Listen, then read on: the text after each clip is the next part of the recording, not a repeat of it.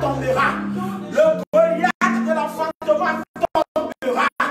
Le Goliath du chômage tombera. Le Goliath des projets tombera. Le Goliath de la santé tombera. Le Goliath de tyran tombera. Le Goliath de l'influenceur tombera. Le Goliath dans ta nation. Le Goliath dans ton pays. Le Goliath dans ta maison.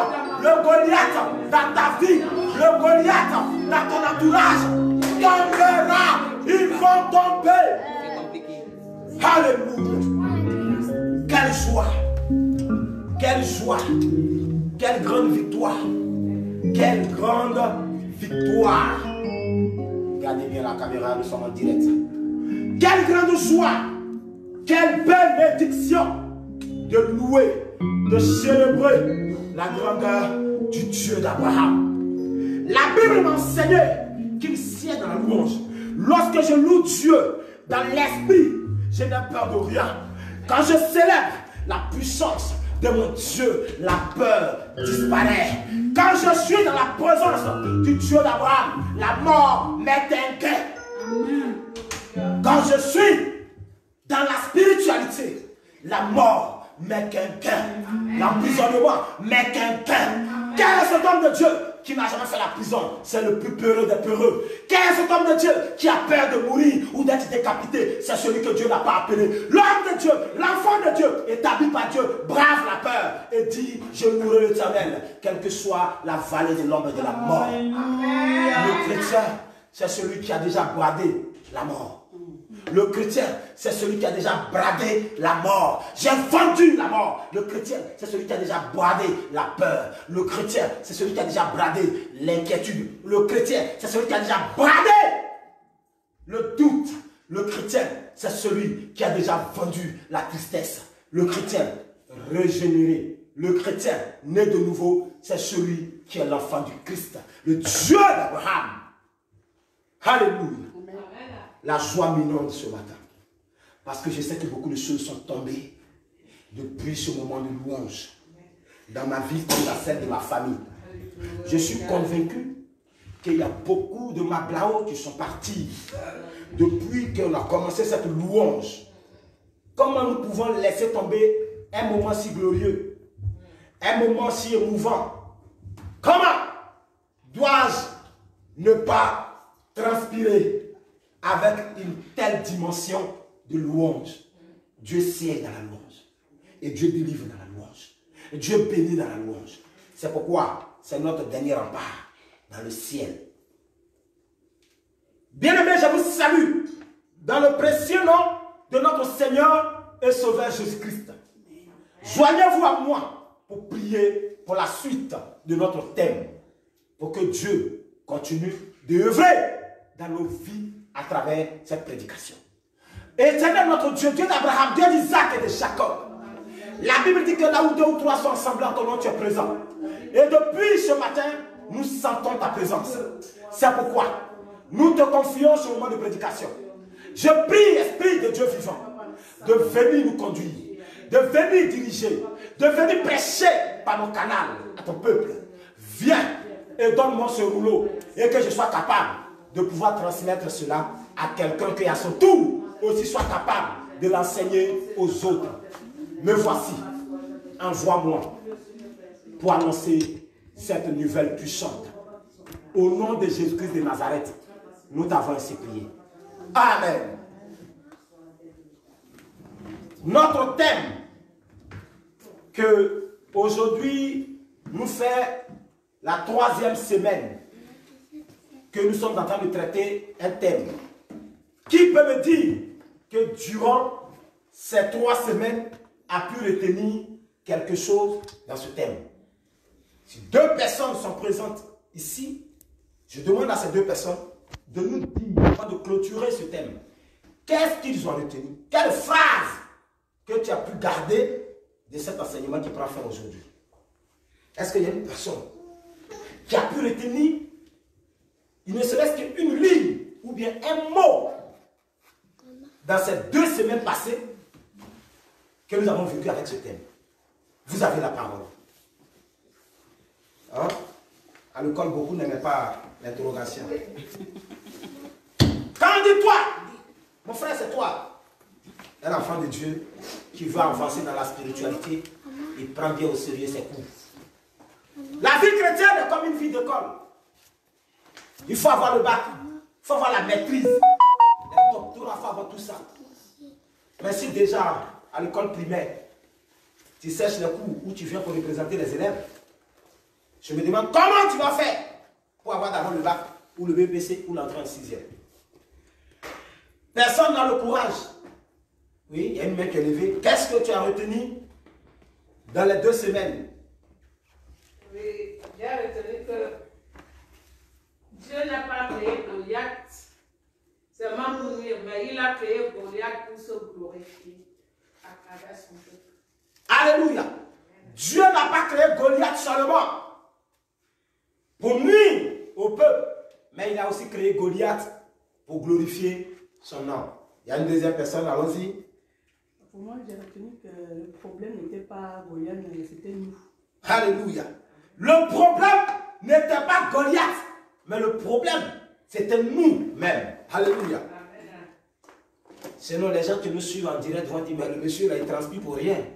Il prêche au mur, et lui, il pensait, pendant qu'il transpire, il pensait que le message tombait dans la bonne terre. Or, le message tombait dans les épines. C'est très important de retenir quelque chose. On ne peut pas retenir la totalité, mais il faut retenir quelque chose. Oui, allons-y, il y a une troisième main. Qu'est-ce qu'on a retenu? Nous avons retenu que si Goliath est persistant, il faut être résistant. Alléluia. Amen. Si Goliath résiste, il faut que toi aussi tu sois résistant. S'il persiste, il faut être résistant. Sois béni. Ça aussi c'est très important aussi. Si Goliath ne veut pas partir, toi n'abandonne pas. Ça c'est très important. Soyez bénis. Je suis fier que le message est passé. Donc nous allons continuer. Effectivement, nous avons dit que Goliath n'était pas la cause de nos problèmes. Alléluia. Souvent, les gens pensent que le problème là a duré.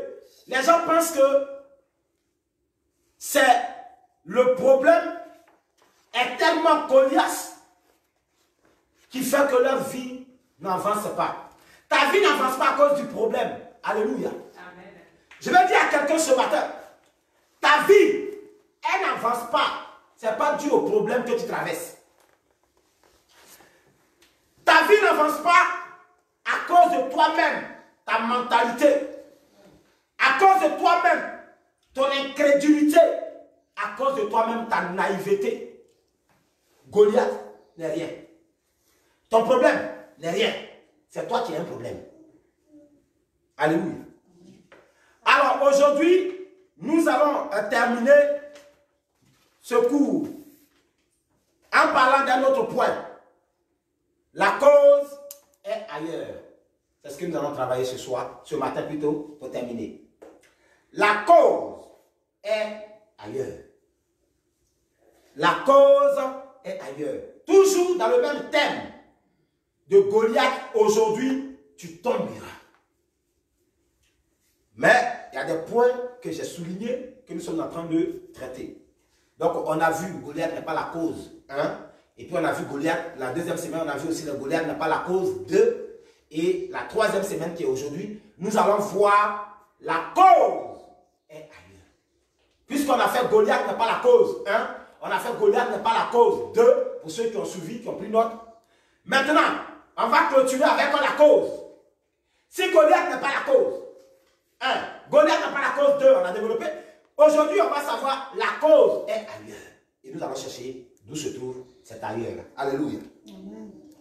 Oui, dans une vue purement divine,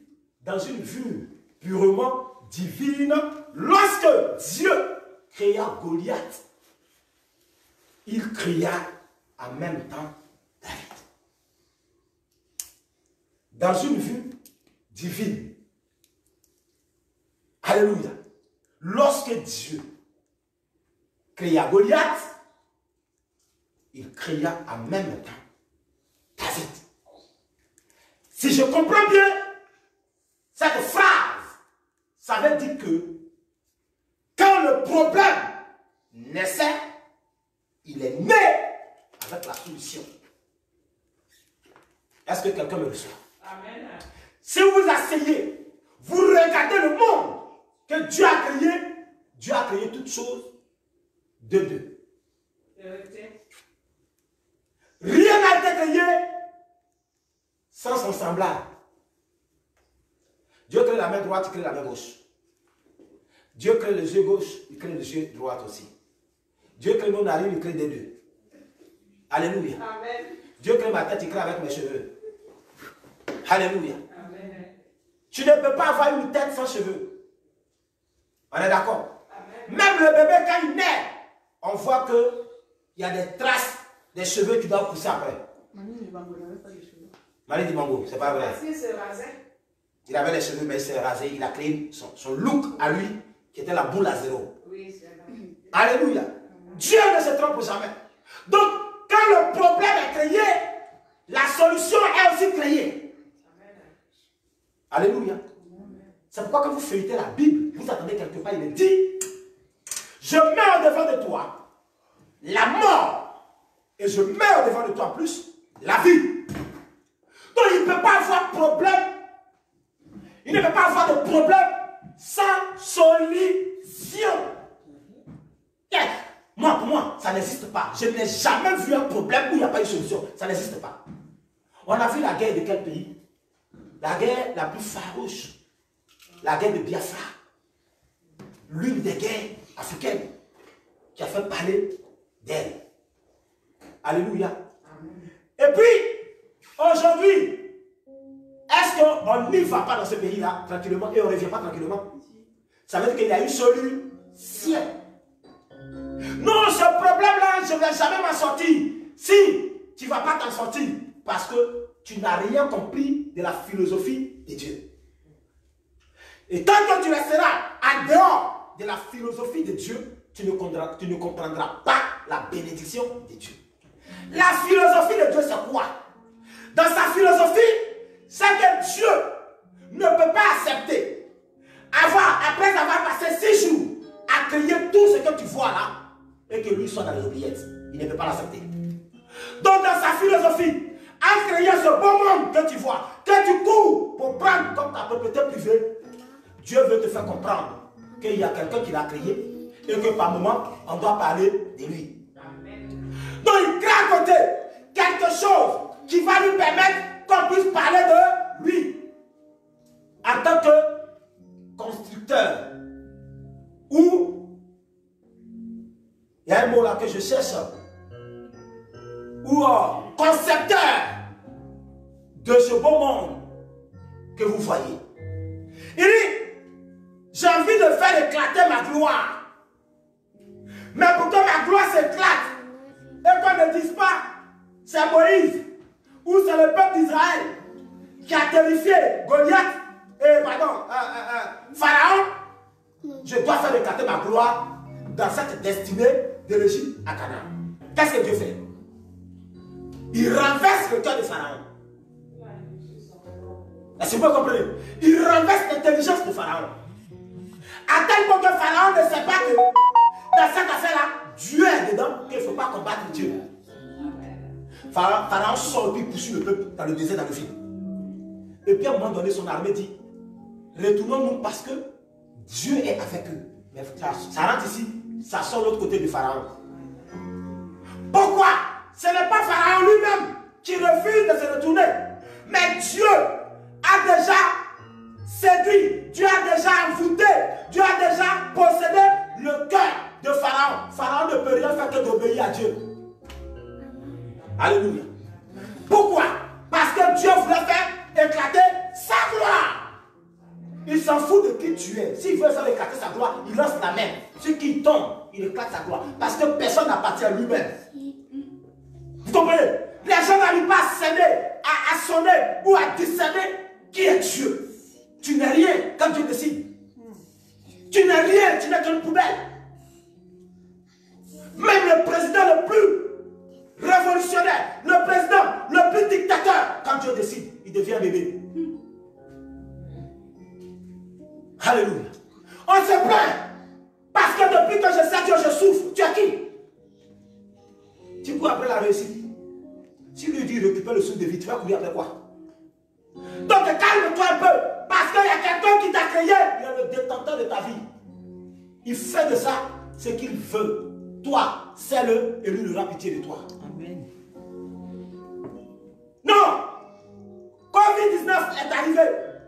Je dois me protéger au maximum. Je dois respecter la règle. Je ne dis pas de ne pas respecter la règle, mais n'abusez pas. Car tout excès. Oui.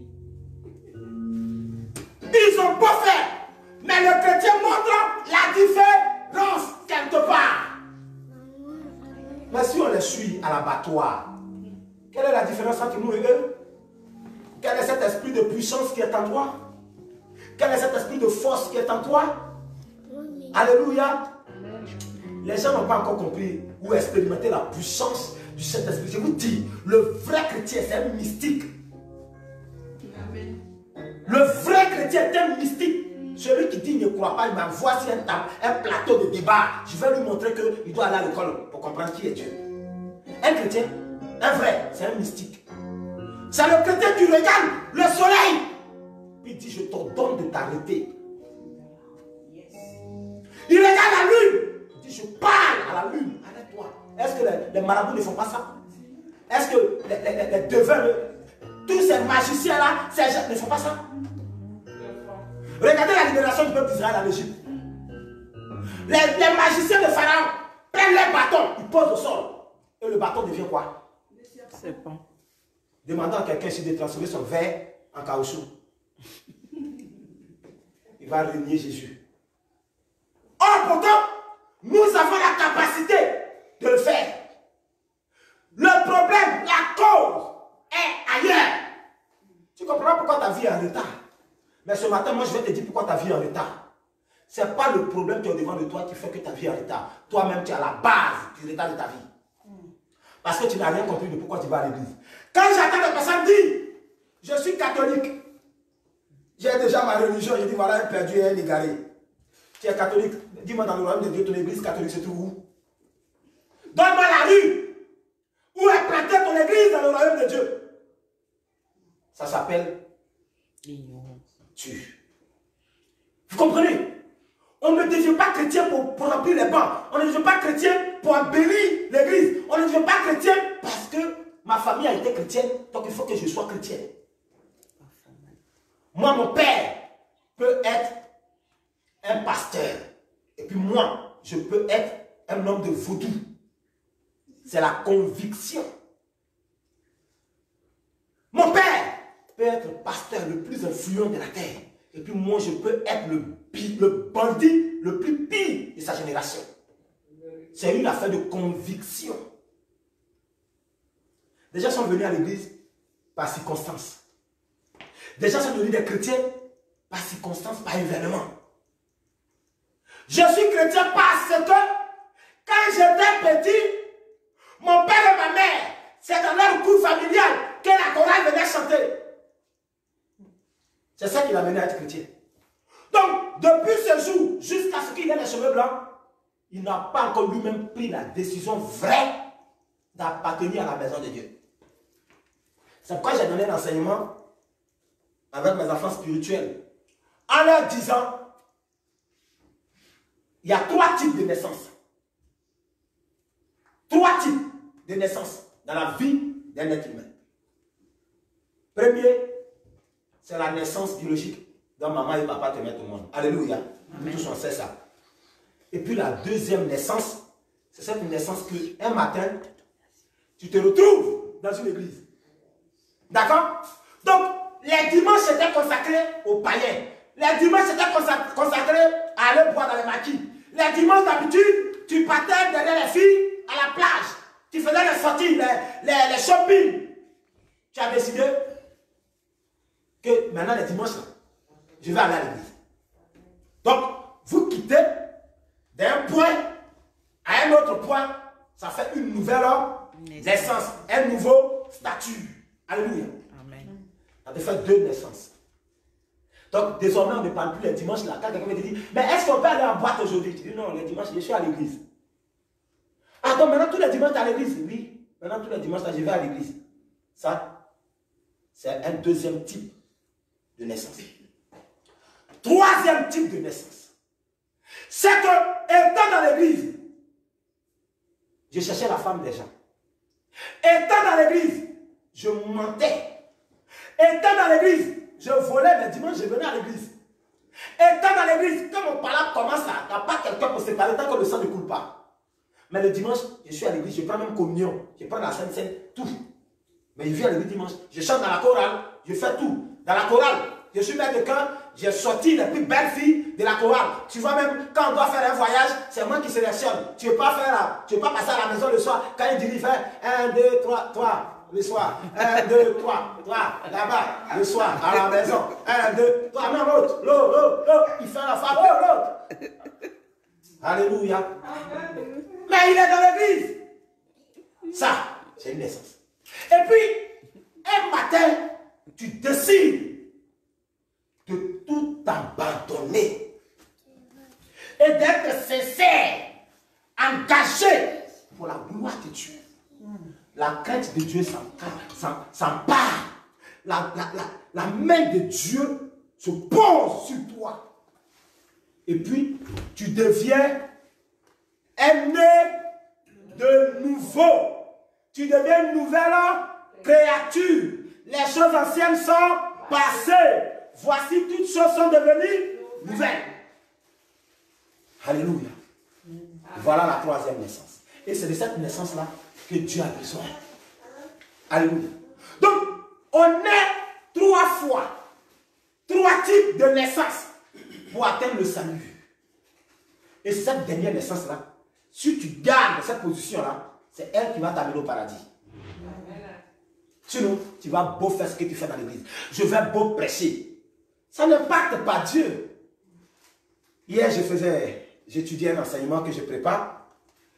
Et puis, j'ai compris que je peux libérer l'onction. Je peux faire tomber les gens. Je peux faire descendre même le feu. Et puis, je peux aller en enfer. Dieu peut enlever sa main sur moi malgré tout ça. Alléluia. L'affaire de Dieu, là, c'est compliqué. Le problème est ailleurs. Le problème, c'est que tu n'as jamais compris que lorsque le problème arrivait, Dieu avait créé la solution pour que tu puisses l'utiliser. Donc, dans cette divine vue, Dieu en créant Goliath, il créa en même temps David. Tout juste pour dire que Dieu a toujours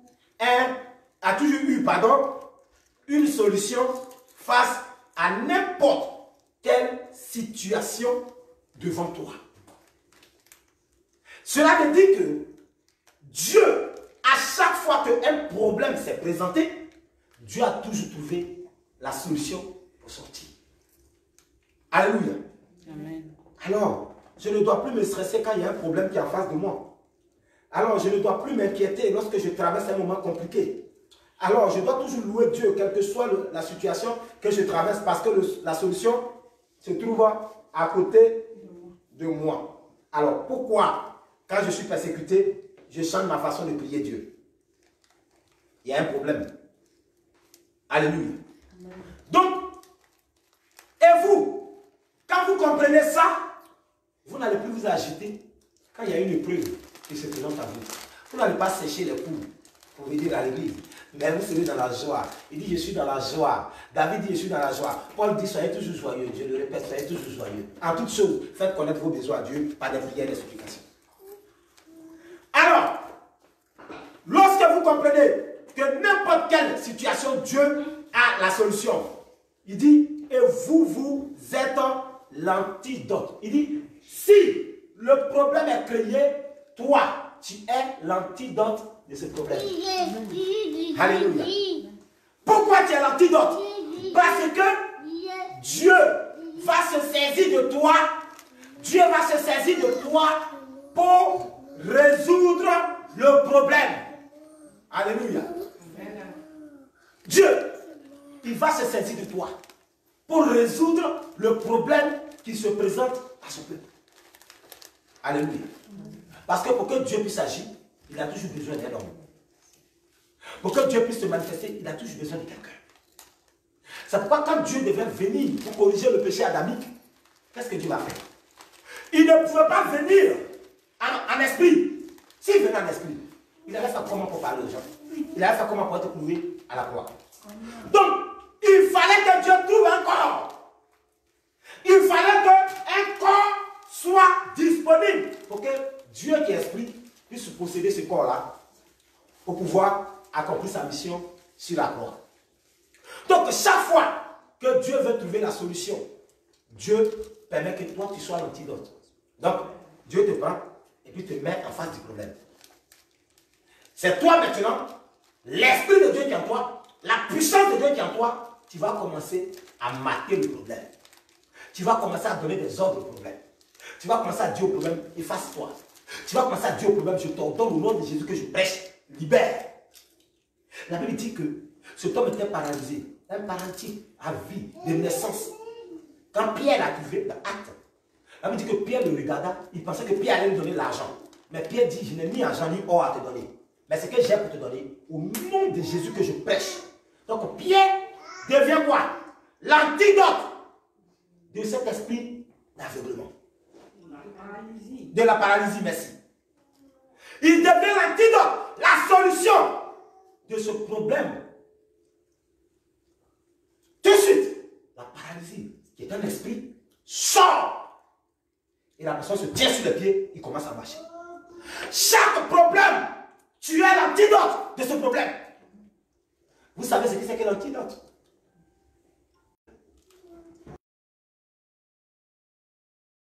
Oui, bien-aimé, la cause est ailleurs. La cause est ailleurs. Ainsi, Goliath a été décrit, car il est le prototype. Alléluia. Il est le prototype des problèmes réels. Alléluia. Des problèmes réels face auxquels les hommes font face. Alléluia. Ce Goliath-là, il est ce problème, cet obstacle auquel de façon quotidienne, nous faisons face tous les matins. Chaque jour de notre vie, on a un Goliath qui est toujours au devant de nous. Dans notre vie sur la terre, des vivants, on a toujours un Goliath en face de nous. Alléluia. Cependant, le paradoxe est que Goliath n'est pas la cause de votre freinage. Le problème dans tout ça, c'est que Goliath, certes, il est le problème qui est au devant de toi. Il représente la réalité. Goliath ne représente que la réalité. Mais toi, tu représentes la vérité. Goliath, il représente la réalité. Et comprenez que la réalité n'a rien à voir avec la vérité. La réalité, c'est que tu as un bras paralysé. Alléluia. La réalité, c'est que tout le monde entier sait que ton bras là, il est paralysé. Mais ce n'est pas une vérité. Pourquoi? Parce que Dieu ne t'a pas créé paralysé. Donc, je vais en donner à ce qui n'est pas de ma nature de sortir de mon bras. Alléluia. Moi, je vais parler à ce qui n'est pas de ma nature, cette paralysie du bras. Dieu ne m'a pas créé handicapé. Je vais parler sur mon bras. J'ordonne que le bras paralysé guérit. Mon bras reçoit la guérison. Alléluia. C'est ça que Pierre a regardé cet homme-là. Il dit, mais Dieu ne peut pas créer quelqu'un, puisque la Bible dit quoi? Dieu a tout créé, puis Dieu dit quoi? Que tout était bon. Mais comment Dieu peut dire au début, tout est bon, et puis quelques années après, on constate qu'il y a un que Dieu n'a pas rendu bon. C'est faux. Tout est bon en toi. Mais c'est ton mental qui est le problème. Le problème se situe à ton niveau. La cause, c'est toi. Ce n'est pas le problème. Est-ce que vous comprenez? Je regarde mon bras. puis je dis à mon bras, je t'ordonne de guérir. Vous savez, Dieu a tellement fait des choses dans ma vie, c'est pourquoi, même dans le feu, je ne peux pas l'abandonner. Je suis condamné à lui rester fidèle. Vous savez, quand j'étais petit, à l'âge de 12 ans, j'ai commencé à avoir des problèmes d'yeux. Et quand cela me prenait, ça me donnait l'envie, tu vois, de faire ça. Voilà, les démangeaisons. Donc je prenais les deux mains, je les posais comme ça, et quand il fait chaud, on ne m'envoie pas. On ne me demande pas de sortir pour aller acheter quelque chose. Parce qu'un véhicule pouvait me renverser. Parce que quand ça me prend, je mets les 2 mains, et quand je le fais, parce qu'il y a comme s'il y a le sable qui est versé dans mes yeux. Alors, mon père m'a fait promener derrière tous les ophtalmologues de Côte d'Ivoire. Pas de solution. Il a dépensé de l'argent énormément. Pas de solution. Quand ça me prend, je fais ça. Et quand je fais ça, tout ça devient plein. Donc, 2 semaines ou 1 semaine après, vous allez voir qu'il y a des pommettes, des trucs qui vont sortir tout là. Et je deviens une personne bizarre. Pour laver mon visage le matin, c'est un tas de problème. Je prenais un chiffon, je mouillais, puis j'essayais de nettoyer parce que tout est plein. Alléluia. J'ai vécu cela pendant longtemps, pendant des années.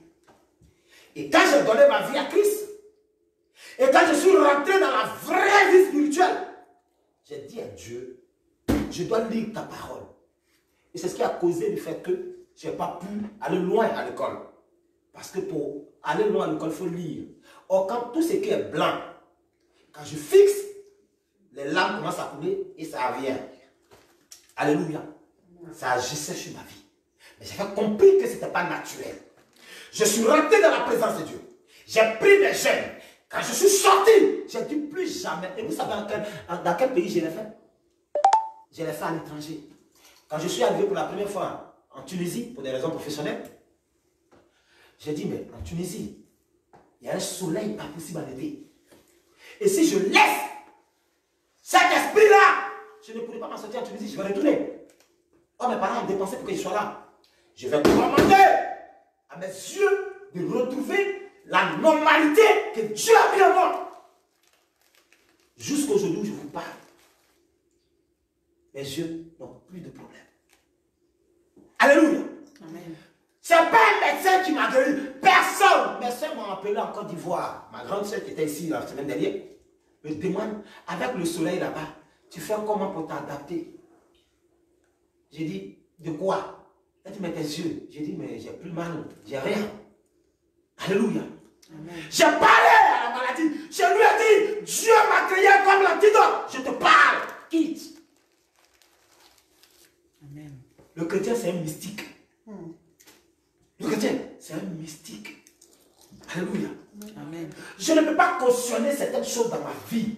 Quand j'ai foulé le sol français, j'ai dit, ce pays-là, je prends ça en possession. Ce pays-là, je contrôle. Je donne à toutes les faveurs. Je donne à toutes les bénédictions de ce pays de me localiser et de venir traiter avec moi. Ils sont là.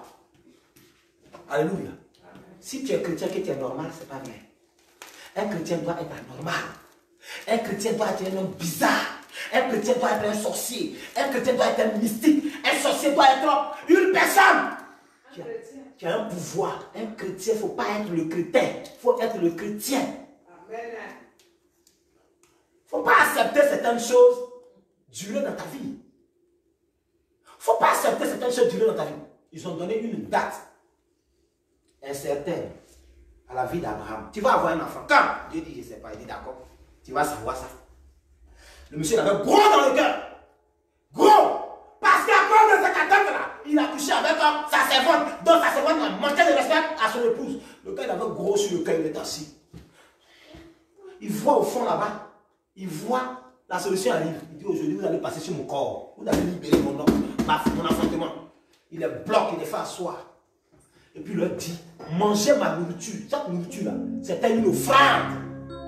Une offrande pour dire, je ne peux pas durer encore, je veux mon enfant. Dès qu'ils ont fini de manger, ils disent, ta femme est où? Il dit, elle est là à côté. Il dit, l'année prochaine, à cette même date, tu vas avoir ton enfant toi-même. Est-ce que les anges là, est-ce qu'ils venaient pour Abraham? Non. Ils venaient en mission, dans le but d'aller détruire Sodome et Gomorrhe. Voilà la fin introduire sa bénédiction à lui.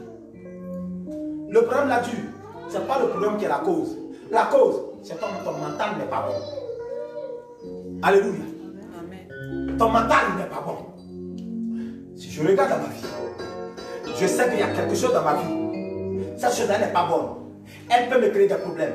Je rentre dans la présence de Dieu. C'est pourquoi je ne gêne pas parce qu'il faut jeûner. Je rentre dans la présence de Dieu. Quand je sors, si je ne sors pas avec le problème, je retourne là-bas.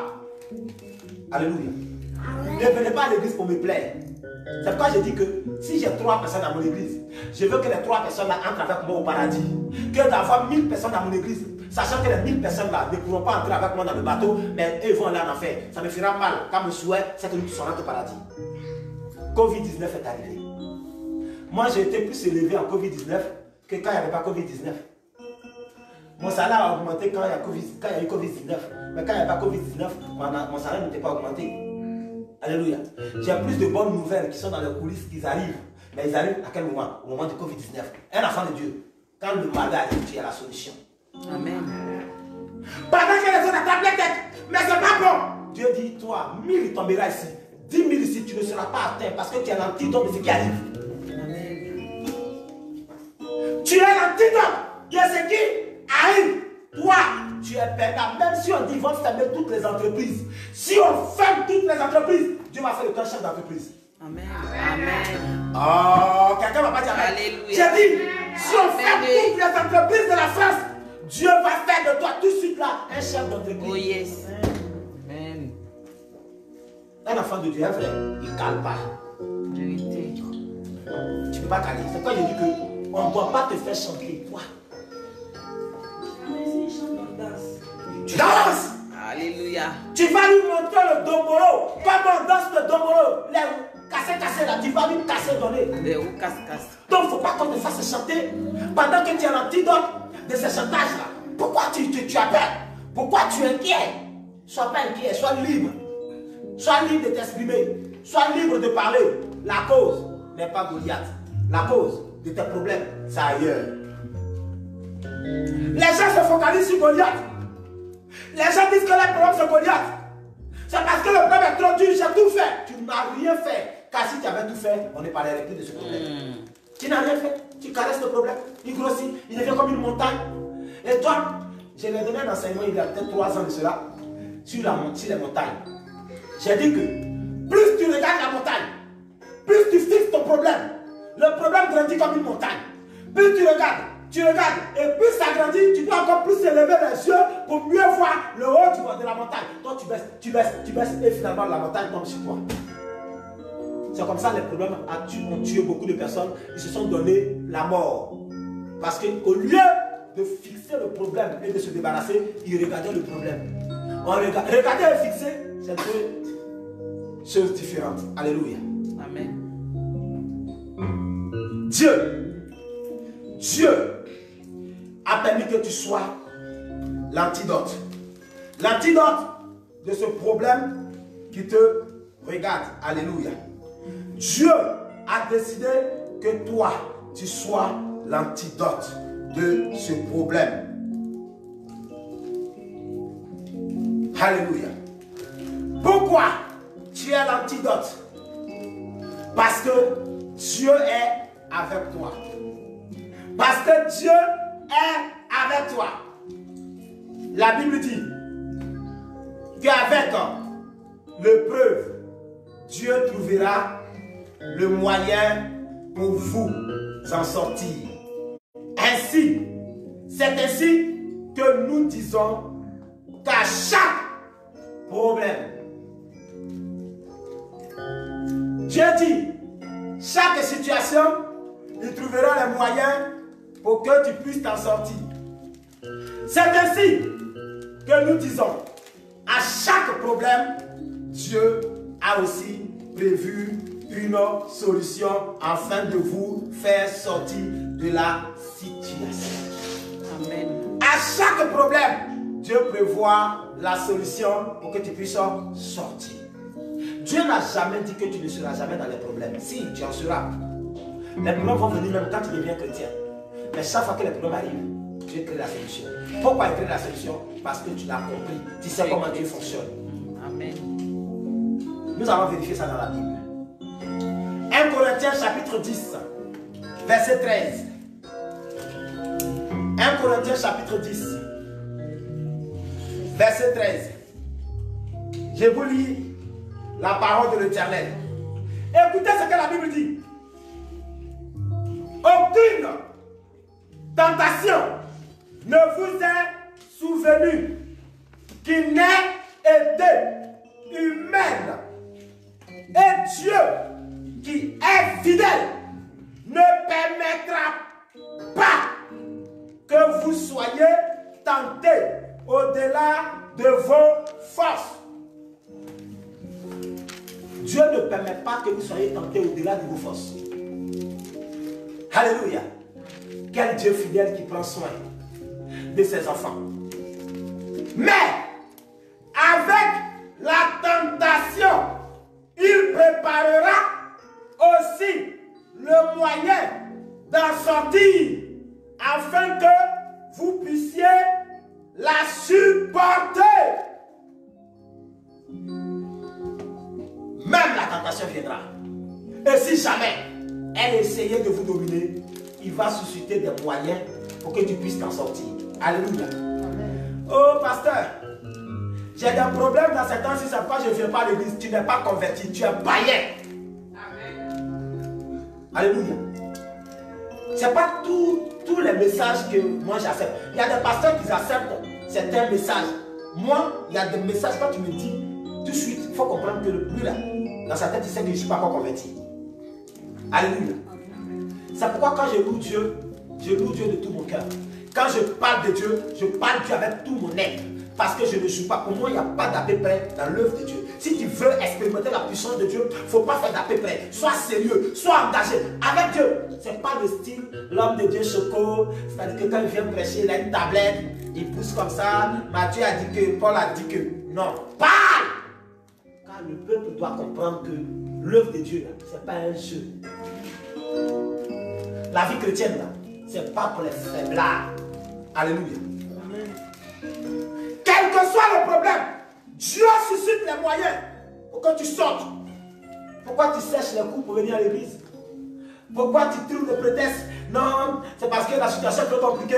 Non, je n'ai pas une maison pour dormir, donc je ne peux pas venir. Donc, quand tu ne viens pas là, tu as une maison pour dormir. Hein? Si je comprends bien, alors reste dans ça. Quand tu vas te donner une villa de 10 chambres, tu pourras venir simplement dans là où tu es là, et puis ne viens pas à l'église. La cause n'est pas Goliath, mais la cause est ailleurs. Et la cause, c'est en toi. Alléluia. On ne peut pas me faire ça, j'étais pas à ce stade-là. Un problème fait que je ne vais pas à l'église. Je suis malade, je ne vais pas à l'église. Mais si quel prétexte? Si je ne suis pas guéri à l'église, je sais guéri. Oh, les gens n'ont pas encore compris le monde chrétien. Vous n'avez pas encore compris le monde chrétien. Si je ne suis pas guéri à l'église, dis-moi, je vais être guéri dans ma chambre? Non. Non, non, non. Je suis malade, je prends mon béquille. Je m'assois dans la foule. Même quand vous louez, je suis assis. Quand vous priez, je prie parce que je suis atteint par cette maladie. Mais quand je sortirai de là, je prendrai ma part de bénédiction, je partirai avec. Lundi, je serai sur pied pour aller travailler. Je travaille dur, je suis un travailleur, je bosse dur. Je rentre chez moi à 21 h, du lundi au vendredi. Je cours dans tous les sens. Demandez à ma femme, elle m'a dit comment je bosse. Mais je suis en forme et en pleine forme. Quand je dors, le matin, Dieu change. Il envoie ses anges. Ils font le vidange de la vie, la force, l'énergie qu'ils m'ont donné le lundi. Là. Ils remplacent ça, ils me donnent pour le mardi. Quand je pars travailler le mardi, quand je rentre le soir, on envoie la machine, on positionne la machine, on vide. Celui du mardi, on ne peut pas me donner la force qui est couchée. Une force couchée, recouchée, on ne donne pas ça à un béni de Dieu. La Bible dit, je vais vous dire ce qui est de spirituel. La Bible dit que la bonté de Dieu se renouvelle comment?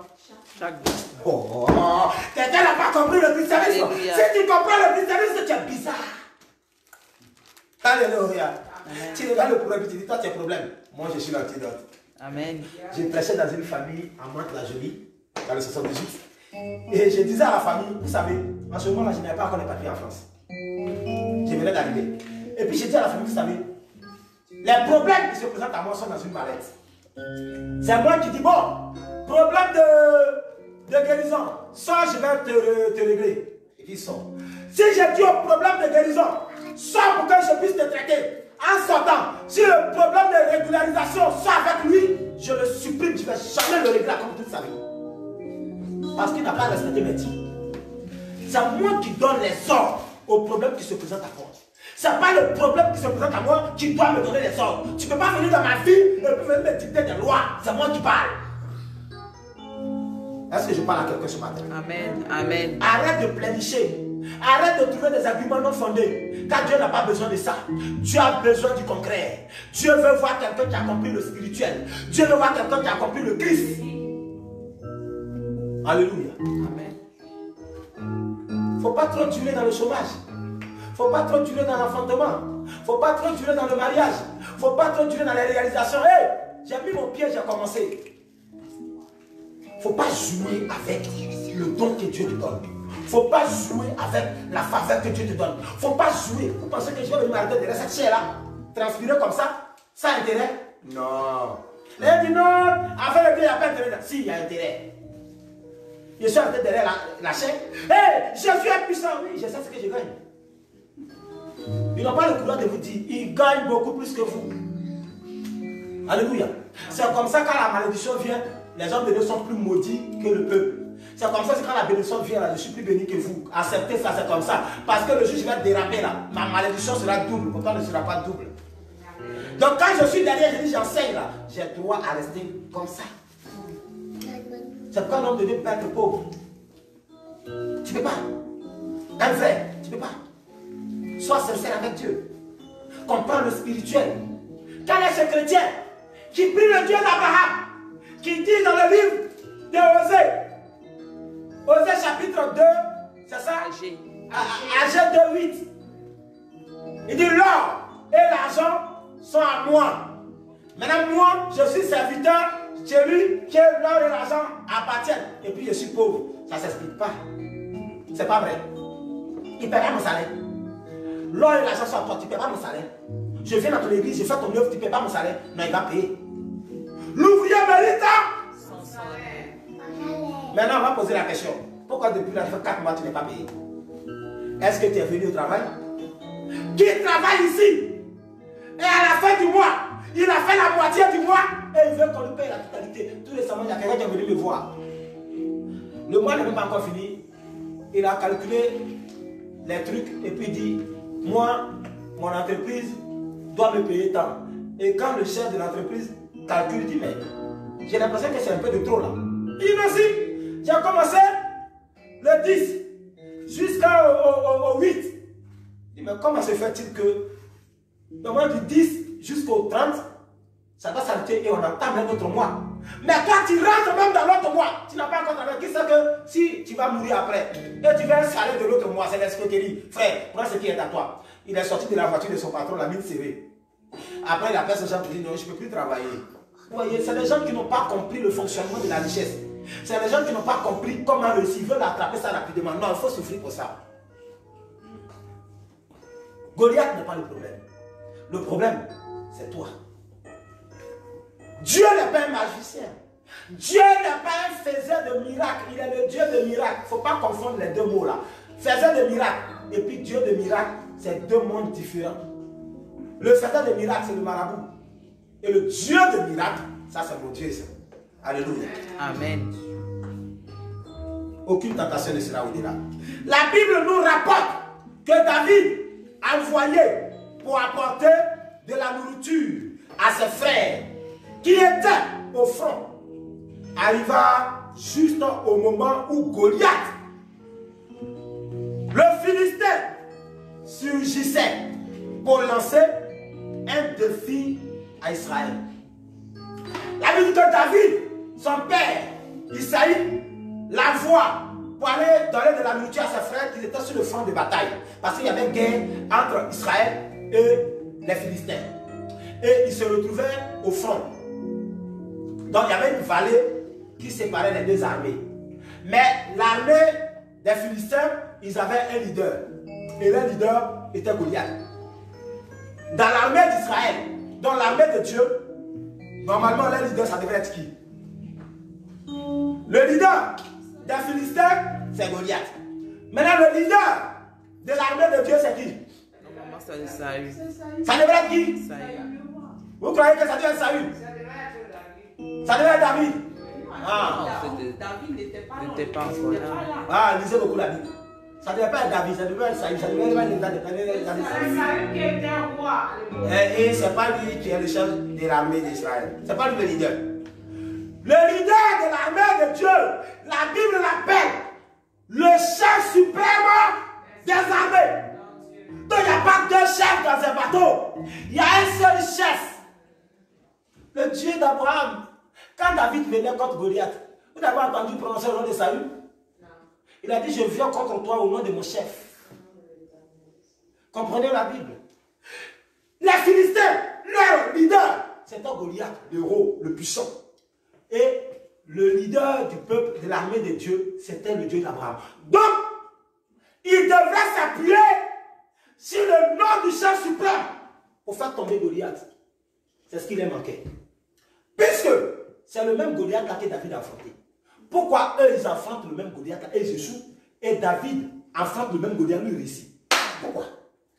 Il y a un problème quelque part. Donc en réalité, le problème, ce n'est pas Goliath.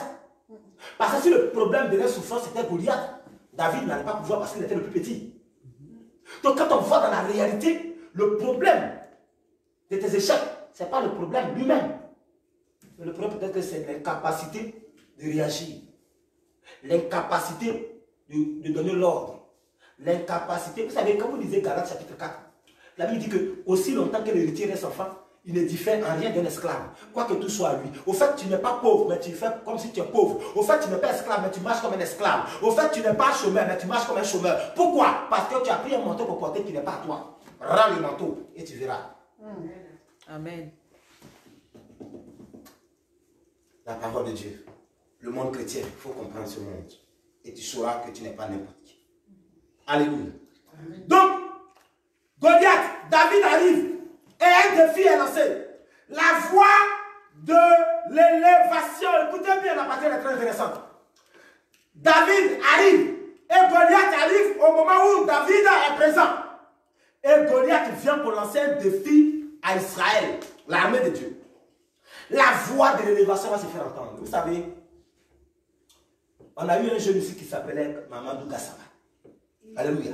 Il est arrivé à un moment où il doit sauver l'enfant pour qu'une gloire se lève dans sa vie. C'était le moment de sa gloire. C'était le moment de sa sortie de la pauvreté. C'était le moment de son élévation. C'était le moment où il pouvait voir pour la première fois l'Élysée. S'il ratait ce moment-là, il n'allait plus voir l'Élysée. Alléluia. Donc il était à son poste. David arrive simplement pour donner la nourriture. Il ne savait pas qu'est-ce qui allait se passer. Lui, dans sa tête, quand il venait là, il avait les assiettes dans sa main. Pour donner à ses frères et puis demander s'ils allaient bien et puis se retourner. Mais il arrive, il tombe sur un problème. David tombe sur un problème. Quel était le problème? La sortie médiatique de Goliath. La sortie de ton Goliath doit comprendre qu'il est tombé sur la mauvaise personne. Amen. La voie de l'élévation pour David s'est frayée ce jour-là. Il ne savait pas qu'il allait être un leader. Il ne savait pas qu'il allait être ce jour-là proclamé David, David, David. Parce que depuis des années, la Bible dit que presque 40 jours, Goliath les matait. 40 jours, Goliath les matait. Mais il ne savait pas que ce jour-là, il allait être l'espoir de toute une famille. Le problème qui est venu te trouver là, ça doit être, oh my God, c'est pourquoi j'ai parlé de ce jour-là. J'ai pris l'exemple sur la Chine. J'ai dit les Chinois, ils étaient en crise. Mais ils avaient le langage de crise. Même moi, dans les ont dit, il faut remplacer le mot crise par quoi?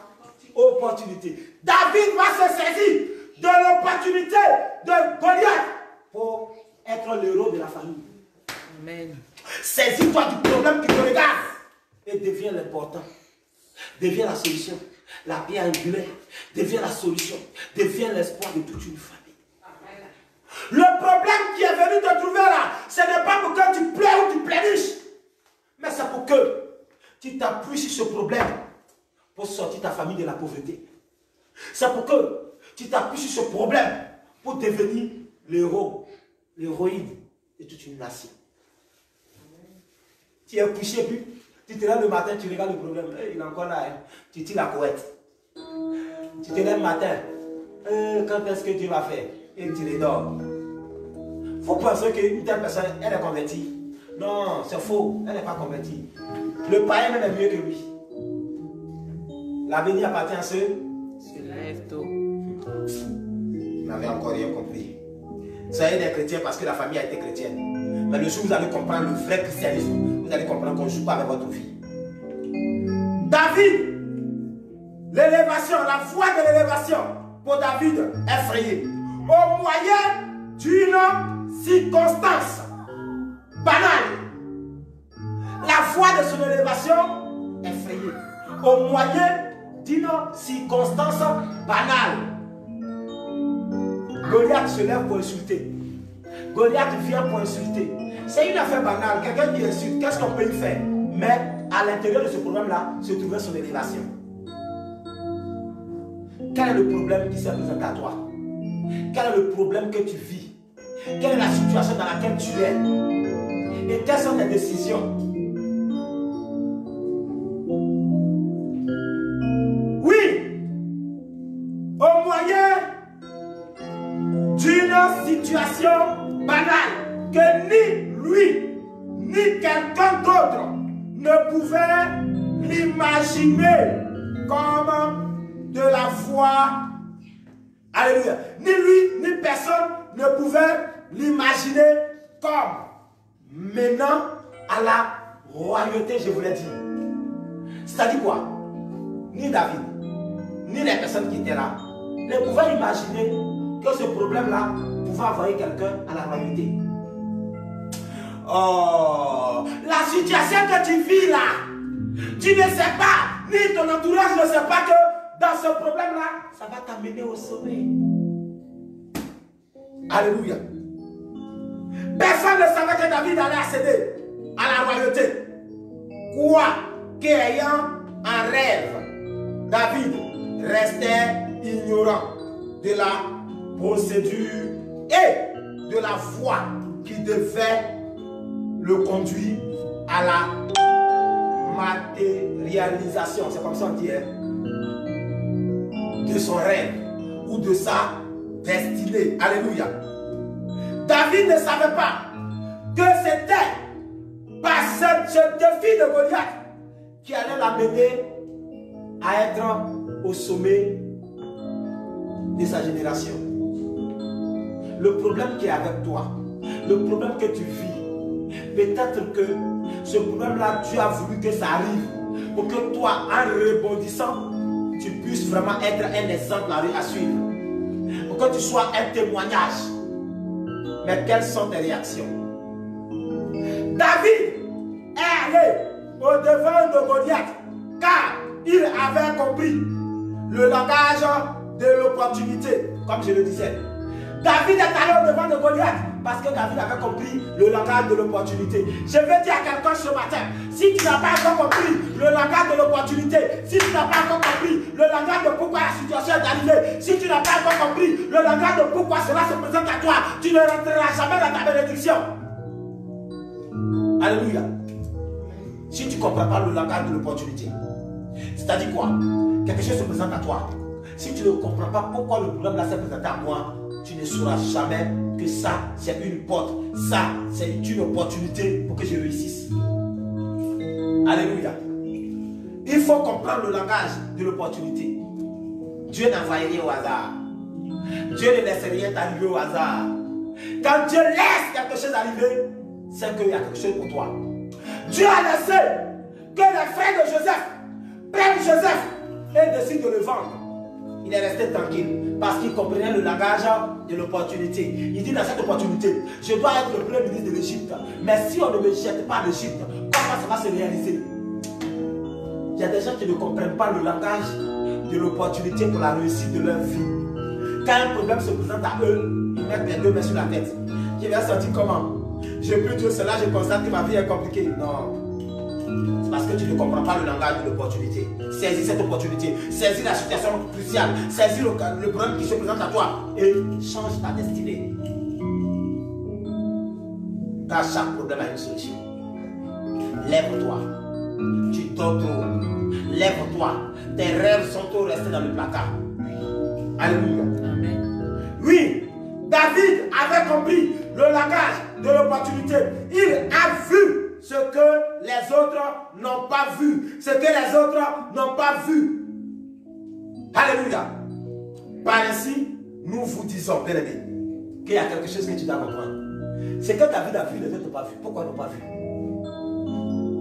Là où ils ont battu en éther, David, lui, il a avancé. Parce que David voyait les choses autrement. Peut-être qu'il y a quelque chose qui a allumé les membres de ta famille. Et tu commences à voir les symptômes de cette chose-là. Ne vois pas de la manière dont ta famille a vu qu'il les a allumés. Mais toi, vois d'une autre façon. Comprends le langage de l'opportunité. C'est-à-dire quoi? Ce problème-là, ce même problème-là est arrivé à moi. C'est pourquoi je vais te faire ça. Jacob, le même problème de mensonge avait détruit les membres de sa famille. Quand ça arrivait à lui, il a saisi l'opportunité, le langage. Il avait compris le langage de l'opportunité. Il a attrapé l'ange. Il dit, si tu ne me bénis pas, je te laisse partir. Or, l'ange ne peut pas accepter que le jour le trouve là, c'est pas bon. Et quand l'ange a vu que le jour était arrivé, Jacob était accroché, il a fini par lui donner. Saisis le langage de l'opportunité et tes portes vont s'ouvrir. Amen. Il faut savoir saisir. Le problème qui est devant de toi, Dieu n'est pas la cause. Goliath non plus n'est pas la cause. Mais la cause, c'est toi. Tu pleures trop. Tu plais trop. Tu te plais trop. Au lieu de faire face au problème. Alléluia. Amen. Ainsi, bien aimés, nous vous disons que ce que vous subissez comme épreuve vous préparera déjà, déjà à la grandeur. Ce que vous vivez comme épreuve est en train de vous préparer à la grandeur. Ce que tu vis comme épreuve, ce que tu vis actuellement comme épreuve est en train de te préparer à la grandeur. Maintenant, si tu rejettes ça, tu ne vas pas goûter l'eau de la grandeur. Si David, Joseph, avait refusé d'être accusé par la femme de Potiphar, si c'était justifié, effectivement, Potiphar l'aimait beaucoup. Il avait compris que sa femme a menti. Est-ce qu'il allait être en prison? Et s'il n'arrivait pas en prison, est-ce que le roi allait faire un songe et on allait aller le chercher? Il allait lui-même gâter sa destinée. Donc, tout ce qui t'arrive est pour la gloire de Dieu. Dieu veut se manifester. Saisis l'opportunité et rentre dans ta bénédiction. Ne pleure pas et ne change pas ta façon de servir Dieu. Oui, vous êtes déjà arrivé. Peut-être qu'un jour dans votre vie, à lutter sur certains points dans votre vie. Des fois, vous vous posez des questions. Depuis que je suis devenu chrétien, je constate que c'est là que ma vie est devenue encore plus compliquée. Avant, quand j'étais dans le monde, les choses marchaient tranquillement, simplement. Mais depuis que j'ai décidé de servir Dieu dans le vrai, c'est là que tout est devenu compliqué. Peut-être que ça une fois arrivé, tu t'es une fois posé cette question. Pourquoi? Oui. Oui, est-il déjà arrivé de vous retrouver à la lecture de certains ouvrages, ne sachant pas qu'il a, à la fin plutôt de ceci, vous vous sentirez affranchi de vos problèmes. C'est juste parce que vous ignorez ce que Dieu avait préparé pour vous au travers de ses moyens. Alors que vous étiez encore en train de dormir. Dieu avait déjà mobilisé ses agents pour vous venir en aide. Aussi, vous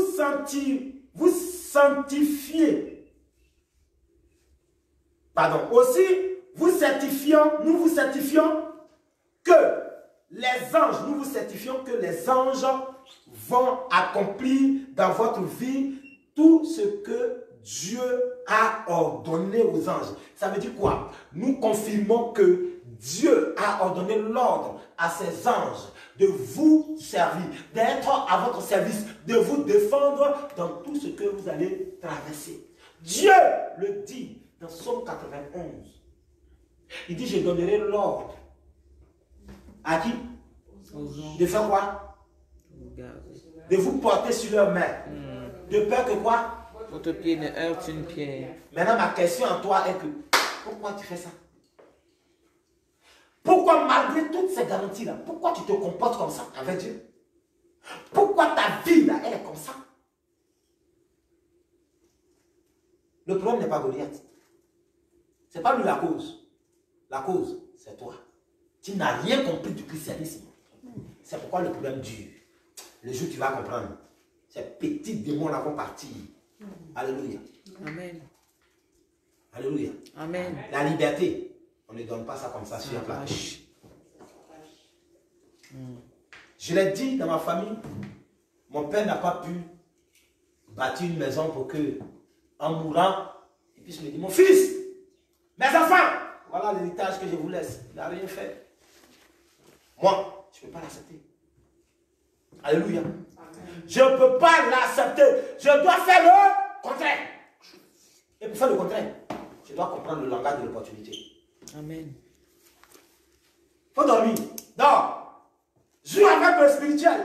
Celui qui a fait ça aux autres, il va te faire ça dur. Lui, il ne perd pas le temps, il ne dort pas. Et c'est là que tu vas voir les cheveux blancs sont sortis. Je suis à la caisse de départ. Des gens ont fait 30 ans, 40 ans en France ici, dans d'autres pays européens. Pour aller en Afrique, c'est un problème. Vous savez pourquoi? Tous les dimanches, ils sont à l'église. Mais pourquoi? Qu'est-ce qui n'a pas marché? Est-ce que le problème est Goliath? Non. Le problème, c'est eux-mêmes. Parce qu'ils n'ont pas compris le langage de l'opportunité. Il y a quelque chose qui s'est présenté à toi, tu l'as sous-estimé. Il y a quelque chose qui s'est présenté à toi, tu l'as négligé. Et c'est ça qui te fait payer aujourd'hui. Le langage de l'opportunité qu'on te donne, saisis cette opportunité puis change ta vie. Amen. Il y a des gens qui leur ont donné l'occasion de devenir quelqu'un. Ils ont pris cet argent-là, ils ont mis ça dans le feu, dans les boîtes de nuit, dans les femmes. Ils ont dit, oh, de toutes les façons, dans l'Europe, écoutez, ils enlèvent, tu sais, ils mettent seulement un bouton comme pour moi, là. Puis la bière aussi, le ventre, ils ouvrent pas. Puis ils disent, oh, de toute façon, dans l'Europe, on n'est plus en Afrique, là. L'euro, ça va couler. C'est dans ça qu'ils s'en rendent compte. L'euro est devenu le dollar. Après le dollar, c'est devenu le dinar. Après le dinar, c'est devenu franc CFA. Maintenant, c'est plus beaucoup. Amen.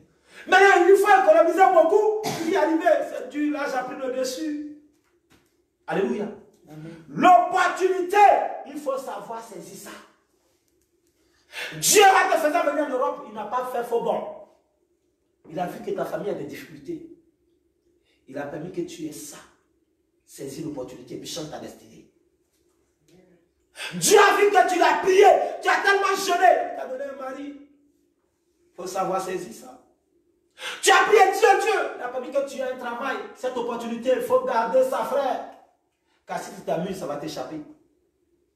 Saoul était derrière les moutons de son papa. Derrière les moutons, David. Oui, Saül aussi. Saül aussi, le premier roi d'Israël. Il partait chercher les moutons de son papa. Il avait un pantalon déchiré avec un bâton. Puis il avait un ami qui était avec lui. Son protégé. Il marchait, il coupait les herbes là, il se frayait un chemin. Les moutons! Il criait ben! Pour voir que les moutons sont à côté. Ben! C'est dans ben là. Il est devenu premier roi. Amen. Quelle opportunité! Au lieu de saisir sa pied, il se croyait Superman. C'est comme ça, certaines personnes, le pouvoir leur a été donné, se croient Superman. Ça peut t'échapper un matin. Quand Dieu enlève sa main sur toi, Goliath, tu tomberas. Saisis l'opportunité et change ta destinée. Peut-être qu'il y a une opportunité qui s'est présentée à toi. Fais attention. Si tu joues avec, tu vas passer à côté de la plaque. Je vais terminer, bien aimé, pour vous dire que Goliath s'est levé précisément au moment de l'arrivée de David dans le camp d'Israël. C'est aussi comme cela que, au moment de votre naissance spirituelle, vous avez vu des problèmes surgir dans votre famille, dans votre travail ou autre domaine de votre vie. C'est là, généralement, qu'on se dit qu'avant sa conversion, tout allait bien. Mais avec ce moment que tu vis aujourd'hui, tu constates que tout le malheur est venu sur toi. La vérité est que Goliath avait choisi le mauvais moment de sortie. Alléluia. Amen. Depuis ma conversion, depuis mon attachement à Dieu, les choses ne vont pas bien pour moi. J'ai compris qu'il faut que je renonce. Parce que tu es persécuté, hein? Tu es sérieusement persécuté. Mais tu comprends pourquoi tu es persécuté. Glorifie Dieu. Moi, je suis content. Vous savez, quand je ne suis pas trop persécuté, je me dis, ah, peut-être que j'ai péché. Je suis dans le camp de Satan, c'est pourquoi je n'intéresse plus à moi. Donc je vais le provoquer. Hé, Satan, tu as tort! Satan, tu es comme ça! Et puis le lendemain, je suis attaqué.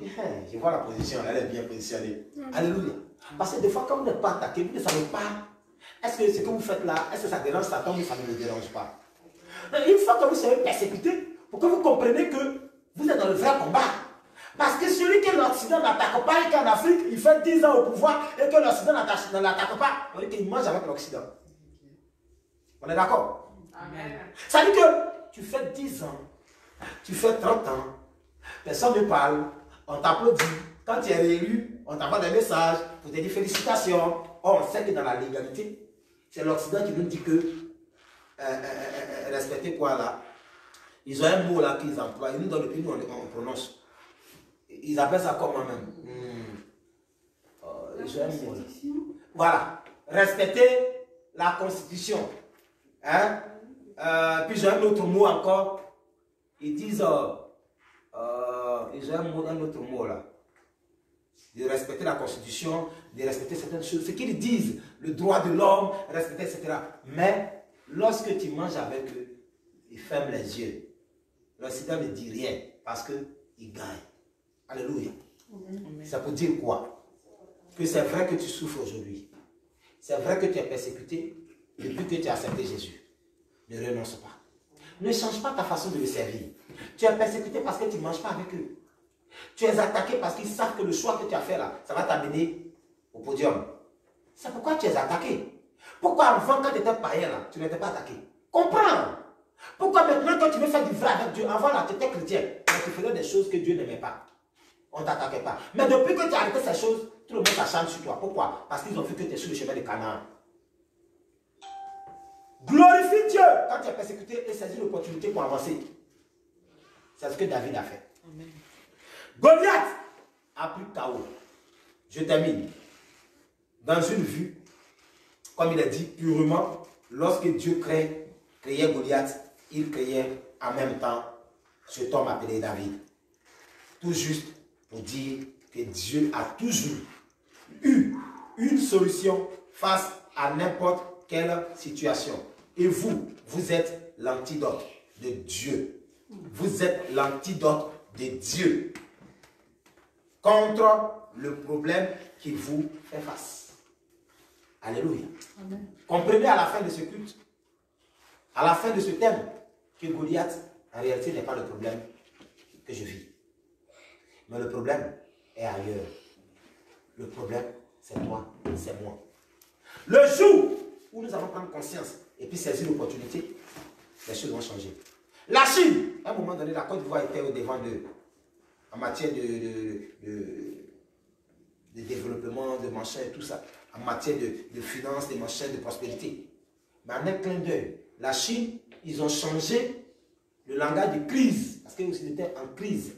Ils ont changé le langage de crise en opportunité. Ils ont saisi le langage opportunité. Donc ils se sont servis de l'opportunité. Les Chinois ont commencé à faire quoi? Ils ont commencé à bosser. Ils pouvaient rester toute une semaine en train de travailler. Ils sont sur des machines. Et quand ils faisaient sortir les choses, on les appelait comme oh, ton Chine toque là. Oh, ça c'est chinois, moi je ne porte pas. Et ils disaient rien. Ils travaillaient. C'est comme vous voyez, les Chinois, c'est des vrais bosseurs. En un clin d'œil, ils sont devenus quoi? Deuxième. En réalité, la première puissance au monde. Merci papier, on les met au deuxième. Parce que les États-Unis sont là, il ne faut pas déranger Les Africains qui ont aidé la Chine. Merci. Il le dit. Il dit, il y a eu même des Africains qui ont aidé la Chine. Aujourd'hui, c'est la Chine qui essaie de développer leur pays. Ils n'ont pas su saisir l'opportunité. Je vais te dire, saisis l'opportunité du problème que tu vis et change ta destinée. Fais tomber ton Goliath afin que tu reçoives la liberté et la paix. Quelqu'un va élever la voix.